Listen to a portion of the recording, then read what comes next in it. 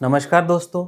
पिछले वीडियो में हमने जाना कि स्पाइनल कॉर्ड के तकलीफ वाले मरीजों में पेशाब संबंधी दिक्कतें क्यों होती हैं और उनके लक्षण क्या होते हैं। इस वीडियो में हम जानेंगे कि ऐसे मरीजों की डायग्नोसिस कैसे होती है, कौन से टेस्ट करने पड़ते हैं, यूरोलॉजिस्ट किस तरह से इनको इवेलुएट करते हैं और इनका उपचार कैसे होता है। तो सबसे पहले अगर टेस्ट और इवेल्युएशन की बात करूं तो जब इस प्रकार के लक्षण, पेशाब बार बार आना, पेशाब का कंट्रोल चला जाना या पेशाब में रुकावट जैसे लक्षण लेके स्पाइनल कॉर्ड के मरीज, स्लिप डिस्क के मरीज, ट्रॉमा के मरीज, स्पाइनल कॉर्ड ट्रॉमा के मरीज यूरोलॉजी ओपीडी में आते हैं तो सबसे पहले तो उनकी एक डिटेल्ड हिस्ट्री ली जाती है। क्या उनको डायबिटीज, ब्लड प्रेशर भी साथ में है, क्या उनको प्रोस्टेट भी साथ में बढ़ा हुआ है, क्या स्टोन डिजीज की हिस्ट्री है या स्ट्रिक्चर है। इस तरह की कोई हिस्ट्री अगर नहीं रहती है और प्योरली न्यूरोलॉजिकल प्रॉब्लम्स के वजह से ही अगर पेशाब की थैली में प्रॉब्लम आ रही है तो फिर उनका एक फोकस न्यूरोलॉजिकल एग्जामिनेशन किया जाता है। मल के रास्ते के आजू बाजू के सेंसेशन देखे जाते हैं, एनल टोन देखा जाता है, पेशाब की थैली को पैल्पेट किया जाता है कि कहीं वो भरी हुई तो नहीं है, जेनिटेलिया को एग्जामिन किया जाता है। इस तरह से फोकस न्यूरोलॉजिकल एग्जामिनेशन करने के बाद हम एक निष्कर्ष के पहुंचते हैं कि समस्या जो पेशाब की थैली की हो रही है ये स्पाइनल कॉर्ड से रिलेटेड हो सकती है या नहीं। तो ऐसे में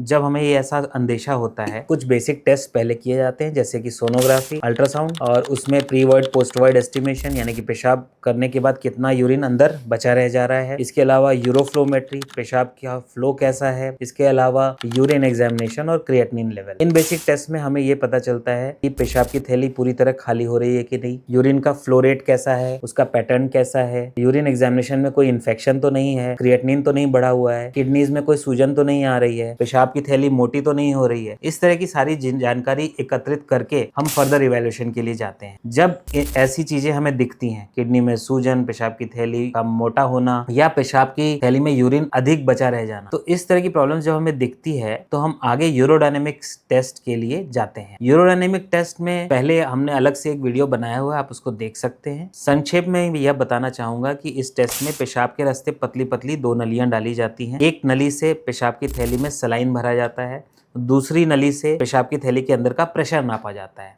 जब मरीज पेशाब कर रहा होता है उस समय उसके अंदर ब्लैडर से प्रेशर कितना जनरेट हो रहा है उसको कंप्यूटर जनरेटेड एक रिपोर्ट आती है जिसमें कि लिखा होता है कि ये प्रेशर कितना है। कंप्यूटर इसको आकलन करके हमें बताता है कि ये इतना प्रेशर जनरेट कर रही है। यह प्रेशर अगर कम है तो हमें पता चलता है कि पेशाब की थैली कमजोर हो रही है। यह प्रेशर अगर बहुत ज्यादा है और फ्लो अच्छा नहीं है तो यानी पेशाब के रास्ते में कोई रुकावट है। इसके अलावा जब हम थैली में पेशाब सलाइन भर रहे होते हैं उस समय अगर पेशाब की थैली अनियमित रूप से कॉन्ट्रैक्ट करती है या सिकुड़ती है तो हम न्यूरोजेनिक डेट्रूजर ओवर एक्टिविटी की डायग्नोसिस बनाते हैं, यानी कि पेशाब की थैली नॉर्मल से अधिक और बिना कंट्रोल के काम कर रही है। तो ऐसे मरीजों का इलाज अलग होता है और रुकावट वाले मरीजों का इलाज अलग होता है। इस प्रकार से जब यूरोडायनेमिक रिपोर्ट में एक हमारे पास प्रॉब्लम साफ साफ दिख जाती है तो उसके बाद हम एक ट्रीटमेंट प्लान फॉर्मुलेट करते हैं। जिन मरीजों को न्यूरोजेनिक डेट्रूजर ओवर एक्टिविटी यानी पेशाब की थैली की ओवर एक्टिविटी की प्रॉब्लम रहती है उन मरीजों में एंटीकोलिनर्जिक दवाएं या बीटा 3 एगोनिस्ट नाम की दवाइयों का प्रयोग करके लगभग 1-1.5 महीने का इसका कोर्स होता है। इनका प्रयोग करके इन सिम्टम्स पर काबू पाया जा सकता है। जिन मरीजों में रुकावट की समस्या है और पेशाब की थैली कमजोर है उनमें अल्फा ब्लॉकर दवाइयां और बेथानेकोल नाम की दवाई से इसको ट्रीट करने की कोशिश की जाती है और लगभग 30 से 40% मरीजों में इन दवाइयों से फायदा भी होता है। इसके अलावा वो कैटेगरी के मरीज हैं जिनका पेशाब पूरी तरह से रुका हुआ है,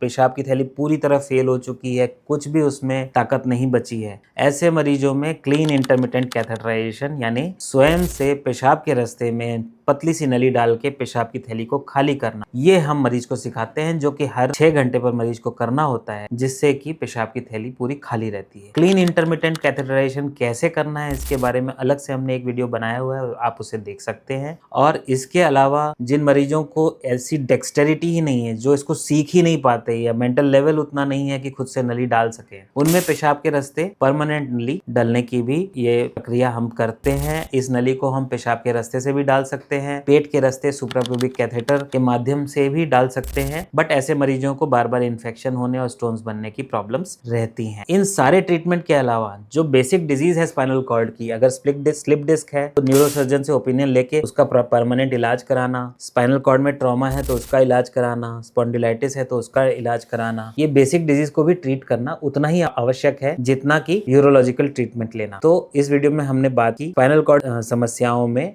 यूरिन रिलेटेड प्रॉब्लम्स क्या हो सकती हैं और उसका क्या डायग्नोसिस कैसे किया जाता है और उपचार कैसे किया जाता है। इस वीडियो में इतना ही, धन्यवाद।